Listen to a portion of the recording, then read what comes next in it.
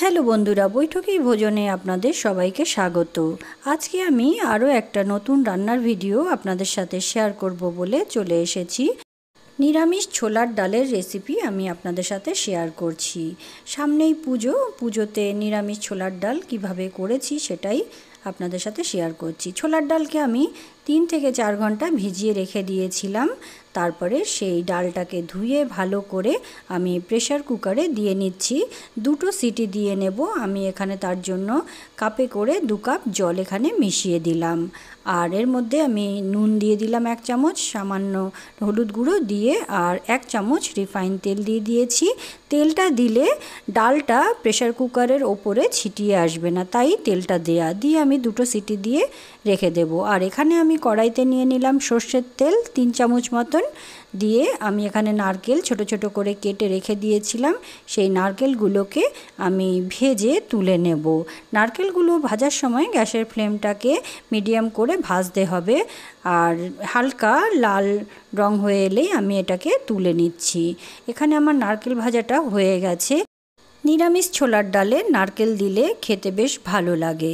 এখানে নারকেলটা আমি ভেজে তুলে নিলাম, আর এই তেলেই আমি কয়েকটা কিশমিশ দিয়ে নিয়েছি, সেটাকেও হালকা ভেজেই তুলে নেব। খুব বেশিক্ষণ ভাজবো না, দিয়ে এগুলোকে তুলে রেখে দিয়েছি। এখানে আমি প্রেসার কুকারে সিটি দিয়ে নিয়েছি। দেখুন ভালো বেশ বয়েল হয়ে গেছে। যেহেতু ভিজিয়ে রেখেছিলাম তাই আমি এখানে 2টো সিটি দিয়েছি।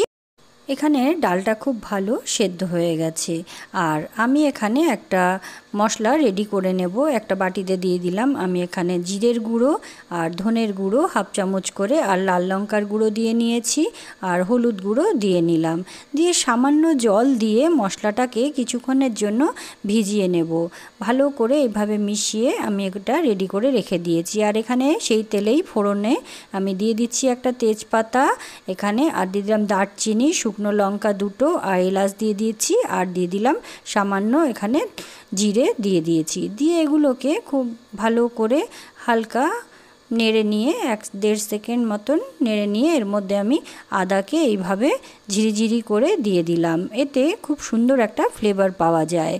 এরপর এর মধ্যে আমি মশলা করে রেখেছি যেই বাটিতে, সেই মশলাটা এর মধ্যে দিয়ে দিয়েছি। দিয়ে মশলাটাকে খুব ভালো করে একটু ভাজা ভাজা করে নেব, একটু কষিয়ে নেব যতক্ষণ না তেলটা উপরে ছেড়ে আসছে। ততক্ষণ ভালো করে মশলাটাকে কষিয়ে নিতে হবে যাতে কাঁচা গন্ধটা চলে যায়। আমি এখানে বাটি ধোয়া জলটাও দিয়ে দিলাম, আর 2টো কাঁচা লঙ্কাকে আমি ফালি করে এর মধ্যে দিয়ে দিয়েছি। সবগুলোকে খুব ভালো করে মিশিয়ে নেব। দেখুন তেলটা অনেকটাই ছেড়ে এসছে, মানে মশলাটা এখানে কষানো হয়ে গেছে, বুঝতেই পারছেন, দেখে বোঝাই যাচ্ছে। আর এইভাবে নেড়ে যেতে হবে। আর এখানে আমি দিয়ে দিচ্ছি সেদ্ধ করে রাখা ছোলার ডালগুলো, আমি এর মধ্যে দিয়ে দিলাম। দিয়ে সবগুলোকে খুব ভালো করে আমি এখানে একবার মিশিয়ে নেব।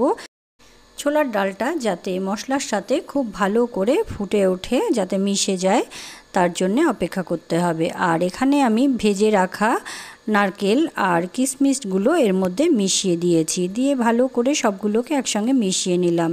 দেখুন এইভাবে ফুটে এলে তখন আমি এখানে রঙের জন্য কাশ্মীরি লঙ্কার গুঁড়ো ব্যবহার করেছি, আপনারা চাইলে নাও দিতে পারেন। আর আমি এখানে দিয়ে দিচ্ছি 1 চামচ মতন চিনি। ছোলার ডালে চিনি অবশ্যই লাগবে, কারণ একটু মিষ্টি মিষ্টি হয় এই রান্নাটা। আর লাস্টে এখানে আমি দিয়ে দিচ্ছি গরম মশলা 1/2 চামচ, এর মধ্যে মিশিয়ে সবগুলোকে খুব ভালো করে মিশিয়ে নিচ্ছি। একটু এইরকম জল অবস্থায় আমি গ্যাসের ফ্লেমটাকে অফ করে দেব, কারণ ঠান্ডা হলে ছোলার ডালটা অনেকটাই ঘন হয়ে যায়। আর আমি এখানে 1 চামচ ঘি সবার শেষে দিয়ে গ্যাসের ফ্লেমটাকে এখানে অফ করে দিচ্ছি। তাহলে এইভাবে আপনারা অবশ্যই একবার বাড়িতে ট্রাই করবেন। নিরামিষ দিনে খুব ভালো লাগবে লুচির সাথে খেতে। রেসিপিটা কেমন লাগলো অবশ্যই কমেন্ট করে আমাকে জানাবেন। আর ভালো যদি লেগে থাকে তাহলে অবশ্যই একটা লাইক, শেয়ার আর সাবস্ক্রাইব করতে ভুলবেন না। ধন্যবাদ।